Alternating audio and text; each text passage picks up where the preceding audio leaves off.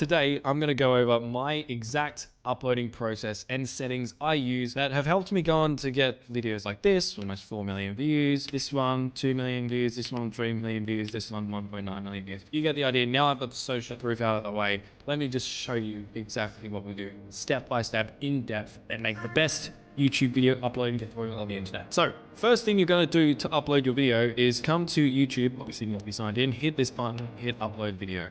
Pretty straightforward. I have already done that, and you can see I have a video being uploaded, or it has uploaded right here. The first thing we're going to look at is the title. Now, we're going to get on to some of the more advanced settings and cool fun stuff later, but we need to spend some time on the title here because the title is incredibly important for a number of reasons. First myth I want to bust, there's been people around here saying that the file name of your video, which is often reflected in the title, impacts SEO and how your video. Like, that is a complete lie. Ignore anyone who says that. But what does matter to SEO is your video title itself. So if you want to rank your video in search, getting this right is the most impactful thing you can do. The thing is though, not every video is designed to get the majority of its views from YouTube search. So let me give you an example. Let's go to this video that I showed you earlier.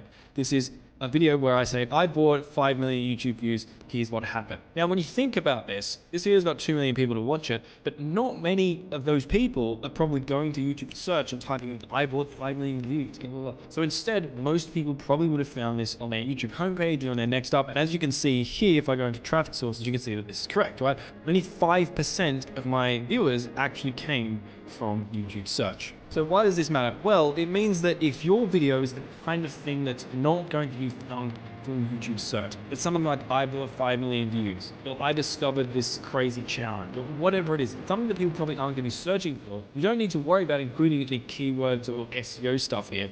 Just focus on making this title as clickable as possible. The more clickable it is, the more likely it is the algorithm is going to promote that video to viewers on the homepage, on recommended, and your video is going to get a lot of views. However, if your video is the kind of video that is likely for people to search for it, so tutorial videos are a good example of this, like how to change a light bulb, for instance. In those sort of instances, it's very important that you get keywords right, because otherwise your video is not going to show up. And the reason I'm telling you all this here is creating the right title that's going to get you the most amount of views really depends on the type of video you're posting. And you need to evaluate your video, figure out which of the two buckets I've just mentioned it best fits in, and then write your title accordingly. I might turn gain into get because I'm a dumb Australian who doesn't like long fancy words. Then I might come over here and type get analytics access to a YouTube channel like a pro. Because what I think viewers who want to find a video like this are going to most likely be typing into YouTube is something like how to get analytics access to a YouTube channel. And so I want to make sure those keywords are in my title. Now you can use a keyword research tool like vidIQ, for instance, to dive a lot deeper into the best keywords and search phrases to include in your title. But for now, I'm just going to leave this and move on to the next part of our video, which is the description. Now the description is something that people get wrong all the time.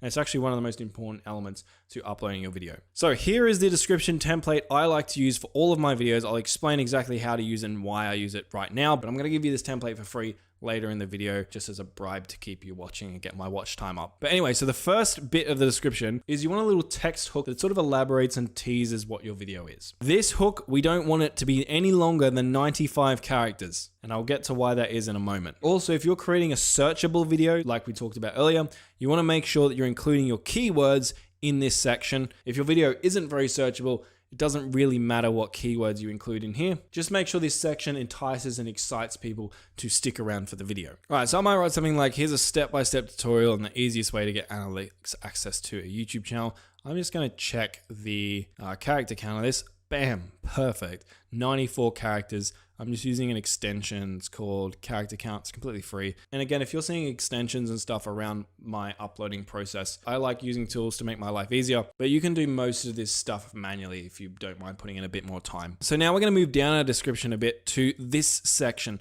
This is what I call your first call to action. And a call to action is where you promote something. And if you have a product or service, obviously this is the perfect place to put it. And you might be thinking, but Marcus, I don't promote anything. I don't have a product or sponsor or whatever.